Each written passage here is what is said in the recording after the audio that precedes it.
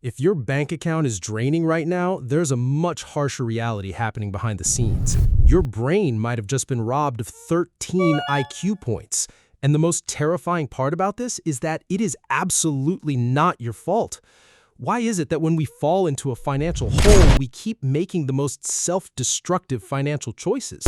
Why do brilliant, sharp individuals completely lose their ability to think logically the moment the bills start piling up?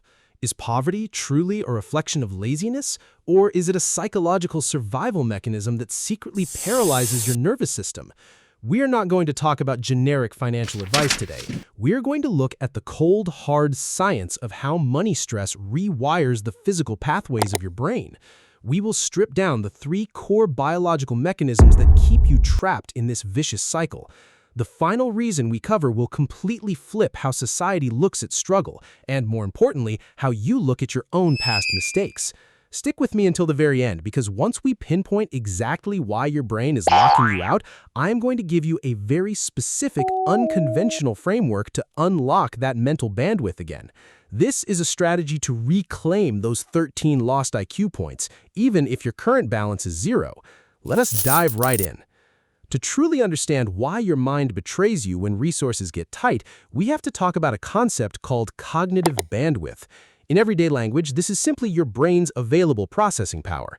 Think of your brain as a high-performance computer. Every single morning you wake up, you have 100% of your RAM ready to go.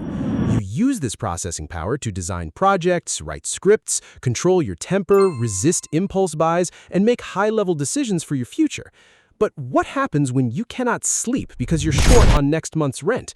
What happens when an unexpected medical bill lands on your desk? Instantly, a massive, resource-heavy application called financial anxiety boots up in the background of your mind. You cannot close this app. You cannot force quit it. When you're driving to work, it is draining your battery. When you're trying to play with your kids, it is consuming your energy. Even when you're staring at the ceiling at 3 in the morning trying to rest, this background app is furiously burning through your mental RAM. That is the first reason. Because this application never stops running, you are forced to navigate the rest of your day with only 20% of your mental capacity. Your internal computer starts to lag. You misplace your car keys. You snap at the people you love. You read a single page of a book 4 times without absorbing a single word. And worst of all, you make terrible choices. You do not suddenly become less intelligent as a human being. Your baseline potential does not vanish. You are simply out of RAM. Scientists at Harvard and Princeton actually proved this by studying people at a shopping mall in New Jersey. They split participants into 2 groups based on their income, those who were financially comfortable and those who were struggling. First, they gave them a simple scenario. They said, your car just broke down and it's going to cost $150 to fix. You can pay it now or take a small loan. While the participants were weighing their options, the researchers immediately hit them with a rigorous logic test to measure their temporary IQ. The results showed absolutely no difference between the 2 groups. The individuals facing financial hardship performed just as brilliantly as the wealthy ones. This tells us that under normal, low-stress conditions, the raw processing power of both minds is identical. But then came the second part of the experiment, and this is where the data becomes heavy. The researchers changed the scenario. They raised the repair cost from $150 to $1,500. Suddenly, the stakes were real. For the wealthier group, the IQ test scores remained high, but for the group living paycheck to paycheck, their scores plummeted. They lost an average of 13 IQ points in an instant, simply by being forced to think about a $1,500 emergency. Just the mere thought of an expense they couldn't afford instantly overwhelmed their mental bandwidth. It flooded their mental dashboard with so much noise that they could no longer process basic logic. This brings us directly to the second reason your decision-making falls apart, a phenomenon known as tunnel vision. When you're starving, your brain doesn't care about art, philosophy, or career growth. It cares about food. When you're drowning financially, your brain enters a psychological tunnel. Your peripheral vision is completely cut off. You can only see the monster directly in front of you, which is the immediate crisis due in 48 hours.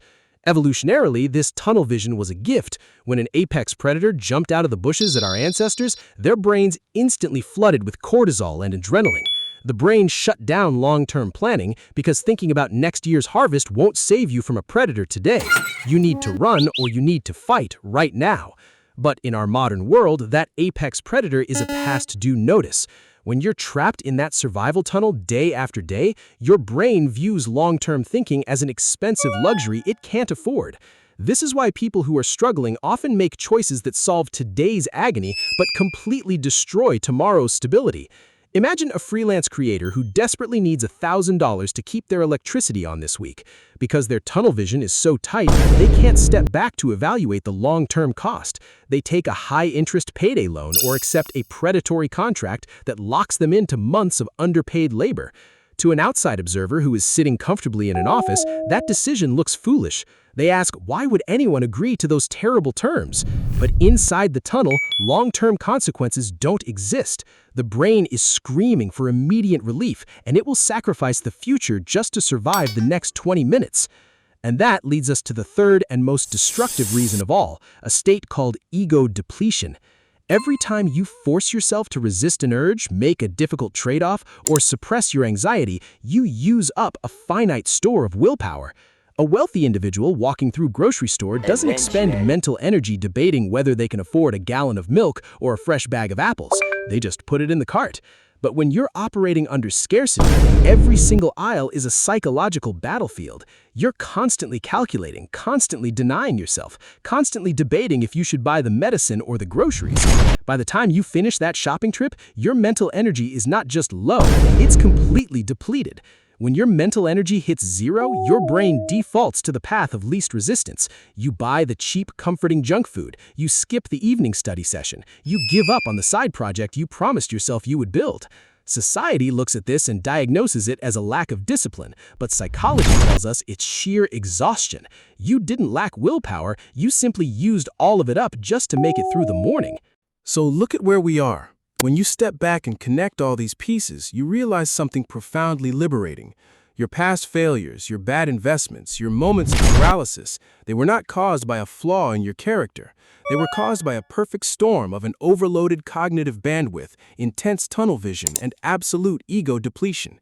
You were trying to steer a ship through a hurricane with an engine that was running on empty. It was a biological certainty that you would make mistakes. But knowing this means we can finally stop treating the symptom and start fixing the system. We can learn how to manage our mental RAM so we can make the high-level decisions required to break out of the trap. To apply this to your daily life, your work, and your business, you have to shift from a mindset of trying harder to a mindset of protecting your cognitive bandwidth at all costs. Let us look at how this applies directly to your daily life.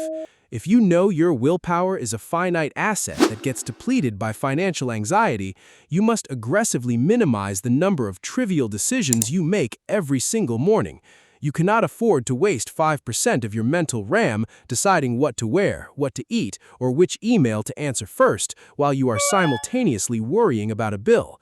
You need to automate your life.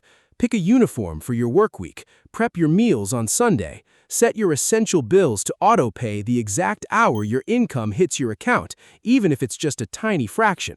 By removing the daily friction of managing these small financial moments, you stop the constant leak of cognitive bandwidth. You preserve that precious processing power for the tasks that actually move the needle. In your professional career or your creative work, you have to recognize when tunnel vision is hijacking your trajectory.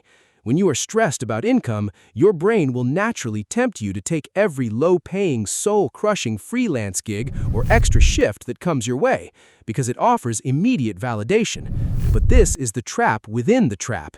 If you fill all your hours with low-leverage survival work, you leave zero bandwidth to upskill, build an asset, or apply for the roles that will actually change your financial baseline. You must implement a strict 28-day rule. Allocate 80% of your energy to absolute survival, but fiercely guard 20% of your time for high-leverage growth. Treat that 20% as holy. Do not let the immediate panic of the tunnel swallow the one window of time that can pull you out of it. When you look at business and marketing, understanding this psychological trap is the ultimate leverage point. If your clients or your audience are people who are stressed, busy, or overwhelmed, you must realize that their cognitive bandwidth is already maxed out. If you try to sell them a product or a service that requires a complex, multi-step onboarding process, or if your content requires deep, exhausting mental effort to comprehend, they will abandon you. not because they don't want what you have, but because their brain literally does not have the RAM to process your offer. To win in business, you must become the ultimate cognitive shortcut. Make your onboarding a single click. Make your messaging so razor-sharp and simple that an exhausted mind can digest it instantly. When you reduce the mental tax of doing business with you, you become the path of least resistance, and that is where the revenue flows. The next time a financial shock hits you, whether it's a lost client, a broken piece of equipment, or an unexpected expense, your body will immediately try to drag you into that panic tunnel. Your heart rate will rise, and your brain will demand an instant, impulsive solution. When that happens, I want you to remember this exact conversation. Recognize that your brain is currently lagging. Your IQ is temporarily down. Do not sign the contract. Do not send the desperate email. Do not make the pivot. Instead, apply the 24-hour filter. Tell yourself, my cognitive bandwidth is compromised right now, and I'm choosing to wait until my RAM resets. Go to sleep. Walk away from the numbers.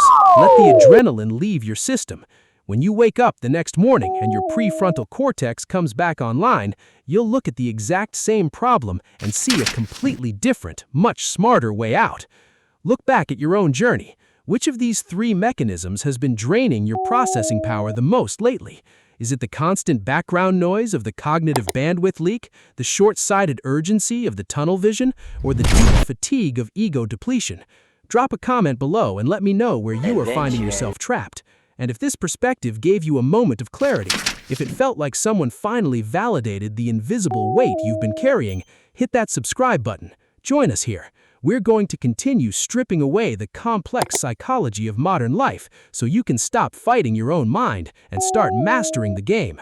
Thank you for listening, and I'll talk to you in the next one.